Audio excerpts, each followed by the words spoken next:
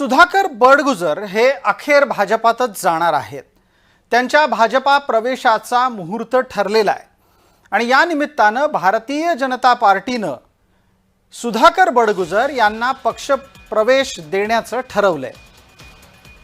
पक्षामध्ये जी सुधाकर बडगुजर यांच्या आगमनामुळे परिस्थिती बनणार आहे ती निश्चितच चर्चेत घेण्याची बाब आहे।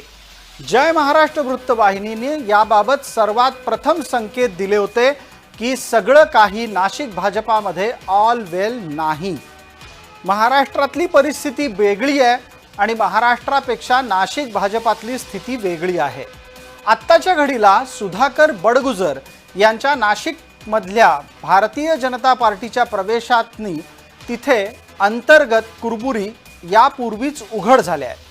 पण नाशिक महापालिका जिंकण्यासाठी मिळेल त्याला सोबत घ्या या भूमिकेमुळे नाशिक भारतीय जनता पार्टीच्या संघटनात्मक रचनेलाच आव्हान मिळतंय, हेही तितकंच खरं।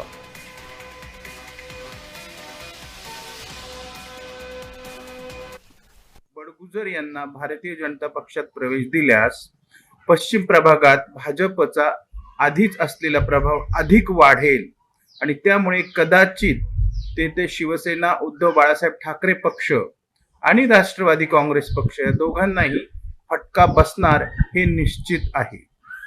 आगामी निवडणुकीत नंतर पुढील राजकारणाच्या दृष्टीने देखील महायुतीमध्ये हाऊसफुल गर्दी असे चित्र आहे।